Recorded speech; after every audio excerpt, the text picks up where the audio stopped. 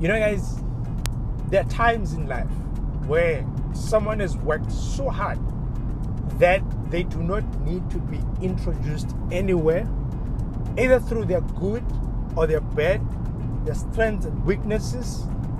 They don't even need anyone to vouch for them, for people to know what they're all about. And that's something that I'm experiencing with the Wildtrak right now. I mean, the Wildtrak has been here for at least 11 years. And I think we know a lot about the Wildtrak, to a point that I don't think this has to be a review. This has been around for so long that I don't think there's anyone who doesn't know something about it. I mean, South Africa alone, the reports that came when they rolled out the last of this generation codenamed T6 Ranger, they said in South Africa alone, they sold over 271,000 units. And at the Silverton plant, the Ford Silverton plant, they assembled over 873,000 units. So, if we are to look at those numbers and think about the chances of you not knowing the Ranger, I'd say they're very, very slim. Otherwise, welcome to the channel. It's We're Behind the Camera, and I appreciate that you're here with me today.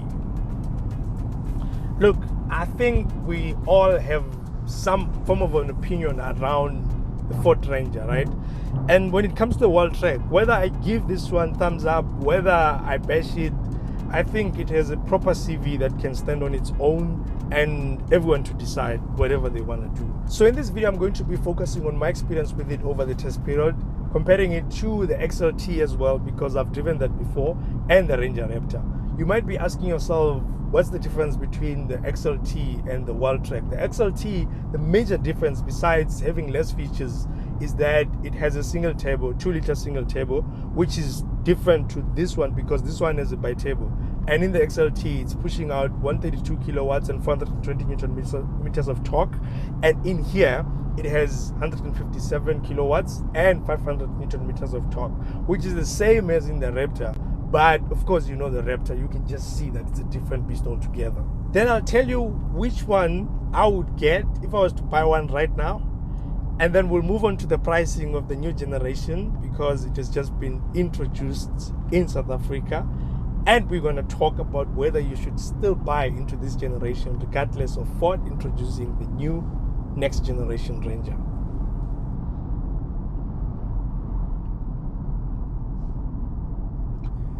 Hey, you know, those who've been on the channel long enough, I'm sure you know by now that there was no way we were going to finish this conversation without actually going to the gravel road. There's just no way. No ways. Okay, let me stop here and just prepare myself. You know, this 4H, I can still shift on the fly, right? It's not like I'm stopping for it, but I need to shift all these things so that they don't rattle on the way and you think the car is falling apart and so on.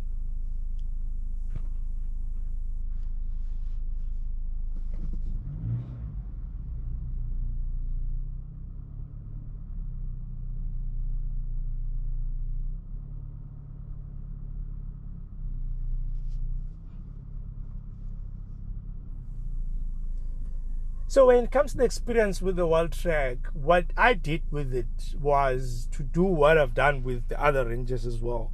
Because a lot of people that are buying these Rangers, especially these lifestyle ones like XLT, your Wildtraks, your Stormtrack, they want to live with them like normal cars, like normal small cars. Let me not say normal cars, but normal small cars, where a person will just use it daily, you know, go shopping, navigate the shopping mall parkings, you know, move around, pick up the kids, go with the family here and there. Also use it as a long distance travel companion. So that's something that I was just focusing on to see how is it as a lifestyle vehicle. Even if you don't have another car in the house or in the family, you can just use it as an all-rounder, because I've seen a lot of people doing that. I mean, you can use it for work and leisure as well. That's something that I'm picking up over and over, that people are choosing this over SUVs, over smaller cars and so on, because they are so versatile. You can use them for a lot of things actually. But I didn't just leave it at that. Let me brag a little. because I have a level 1 4x4 training certificate that I got with Ford Adventure Club back in June. I thought, you know what, let me go and sharpen my skills. Okay, Ford Adventure Club is that they offer 4x4 trainings to Ford buyers. If you bought a 4x4 from Ford, brand new, you basically have a voucher to go there and be trained on all things 4x4 so that you can know what to do when you are in sticky situations and so on. I have a video on that. You can go check it out. It has almost all the details you need 4x4. So we went to one of 4x4 playgrounds in the country, which is the Brett's Neck Pass. And obviously, because I've done this before, now I wanted to see how it will work without any instructors telling you what to do and so on. And because of that training, I have to say it helped a lot, because yeah, you know, you need to go there if you know your story, especially when it comes to certain situations, because it might get very tricky for you to get out of there and you might need help. So I suggest that you get some form of training before you actually go there, especially if there was rain and so on. Then you can be able to navigate your way around. Otherwise, the Wiltrak, I didn't expect anything less, because I've seen it perform in situations like this, because I did the training with the Raptor, which obviously it's superior in terms of off-road capabilities and so on, but I didn't find the Wiltrak to be panicking in any way, whether going up, climbing on rocks, slippery surfaces, going down, you know, even when you're engaging the hill descent control and so on, everything was just as normal as I experienced in the Raptor. So I didn't find it to be like underperforming. Yo, this guy in the view has been dusting me. Let me just pass and then we'll continue talking.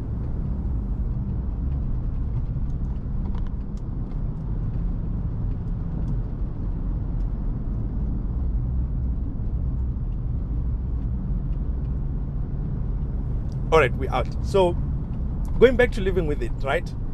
When I'm looking at this experience together with the XLT and the Raptor, I'm thinking, you know, I said when I drove the XLT that it drives well, but I have an issue with the table leg, and it makes you feel like you're moving a truck, because from standstill to get it moving, you feel like you need to push it harder, and it makes you to feel like, you know what, you're overworking throughout the day.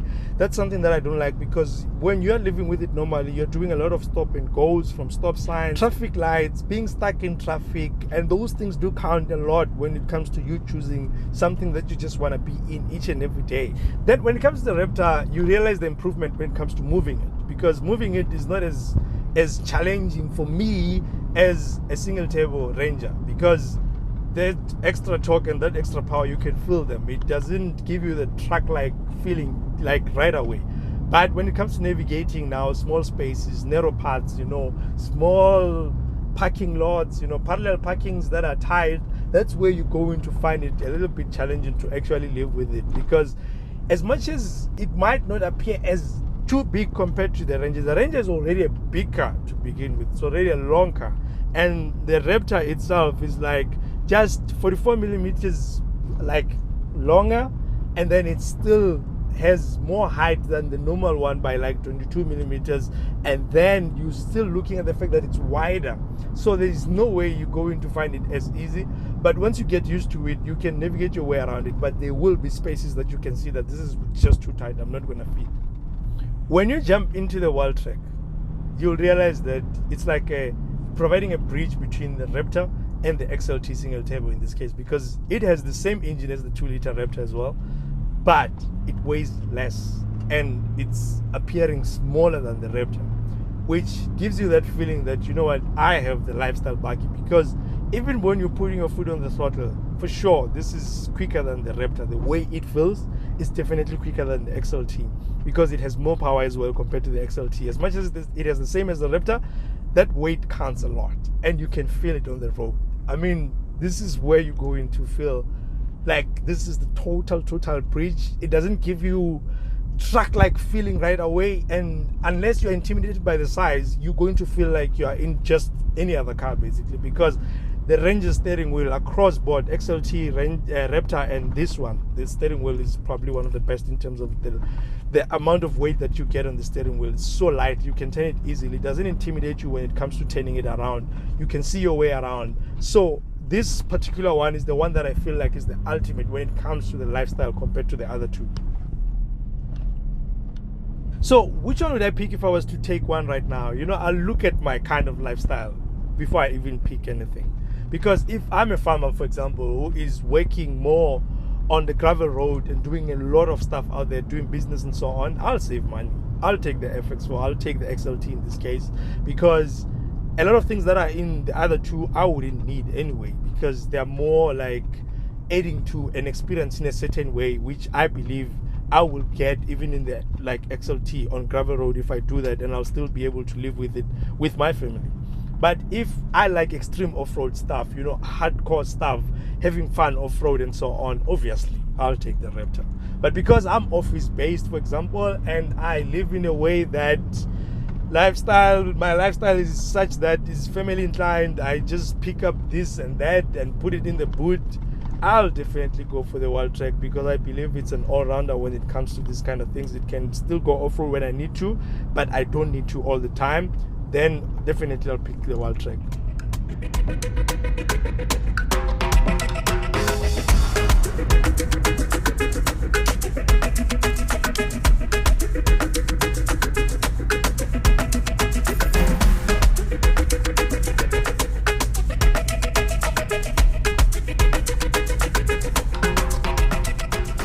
But the question is, would I pick any of them in this generation, even if I know that the next generation Ranger is here? Well, we have to talk about that. But before we jump into all of that, I need us to look at the pricing for the outgoing generation compared to the new generation. And for that, I created a spreadsheet which I'm going to project. You can pause and come back to it anytime you want, but I'm going to be referring to it when we're talking pricing.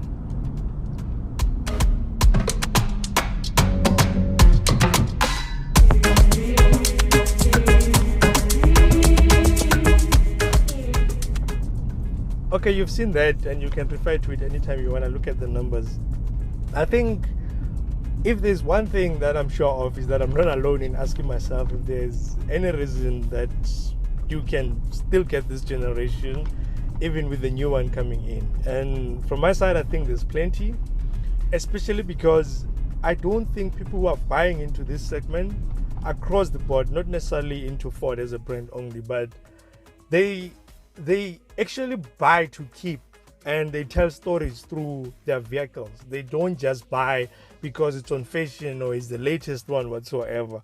They buy it. Even the ones who have bought the ones pre-facelift, the first facelift and the second facelift and so on, they still keeping them, some of them. Even the old generation before T6, some of them are still keeping them and telling stories. The same with other brands as well. They're doing the same thing. So I don't think this won't sell just because there's a new one that is coming.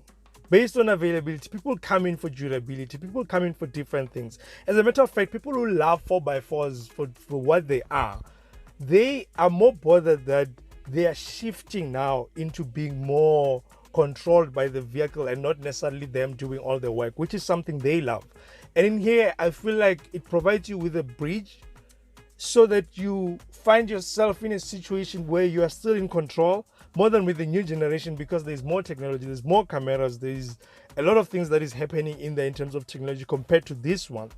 But at the same time, if you're a lifestyle based, it's still giving you what you can get by today's standard as advanced tech. I mean, in the Wildtrak, you still get adaptive cruise control, lane keeping assist, all-round sensors, autonomous emergency braking. So those are the kind of things that will also convince you to say, I'm still in control in a lot of things, as much as it's an older one, but it gives me at least the tech that is just, regarded as advanced in today's standards as well. And I've seen some dealerships offering amazing specials. I mean, some are giving more than 100,000 even. So if you're looking for a bakkie, knowing that the new generation is coming is the best time actually to look into the older generation, because you know that you're going to get good deals. You can even get an upper hand in negotiation because they just want to sell them so that the new generation can come to the floor, right? So you can take advantage of that as well. But that's if you're looking into the segment. Don't just force, because either way, this is not a cheap segment. And talking about this pricing and specials and so on, we're going back to that pricing, and that might be another reason why you might be a little bit hesitant to buy the older generation, because when I'm looking at the prices, especially at XLT level, they reduced because they cut the 3.2 liter, the 3.2 liter 6 automatic. They cut it. Now it's 2 liter single turbo, 6 automatic still, but the prices have reduced. I think it's because obviously the engine capacity has reduced, obviously the complexity and so on, but cutting around 15% and 12% from the previous model, that's quite amazing. I mean, they're aggressive. I think Ford is really aggressive, because when I'm looking at the Wildtrak as well, they only increased at 4x2 level, they increased by only 1%, 5,200. And then when we go to the 4x4, it's only 4% of the previous original price. So those are quite aggressive, and those might be the reason why you're saying, you know what, I'm just gonna go for the new generation. I don't know what the Raptor is gonna cost, but I've seen some estimating around 1.2, 1.1. We'll see how much it goes for. But looking at the fact that the Raptor SE was like $1 million, I'm thinking it's not that bad, because if you could afford $1 million, adding 200,000 might not necessarily be that much of an issue, unless if you are stretching yourself. That means you might be having a problem anyway. And we also have to consider the second-hand market, because I know a lot of people are buying into the second-hand market. I remember reading some report indicating that for every 2.3 vehicles second-hand, there is one new that is going out as well. So you can imagine that actually second-hand market is bigger than the new vehicles market. And in that sense, I'm thinking as well for the Ford Ranger specifically. Apparently it's one of the most searched for vehicles on one of the biggest platforms, car buying platforms in the country. And I'm thinking that obviously tells a story. And if you look into that market, Ford has the Ford approved online platform where you can get second-hand cars that are screened by Ford, quality checked by Ford. You can even get the remainder of the service plan and the warranty, and even get a new warranty in that case from Ford, because they have approved them, right? And when I checked the Ford approved online platform, I saw a Ford Ranger Wildtrak exactly like this one. It has 1,500 kilometers on the clock, and it was going for 750,000 from 832 after 1,500. I was like, this is a good deal.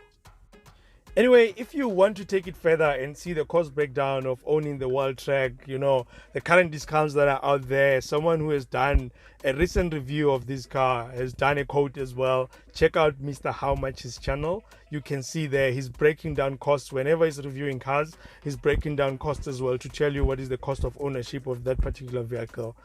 I'll leave the link in the description below so that you can go to that video, check out his channel, subscribe as well. With that said, thank you so much for being here with me today. I really appreciate it, and I am out.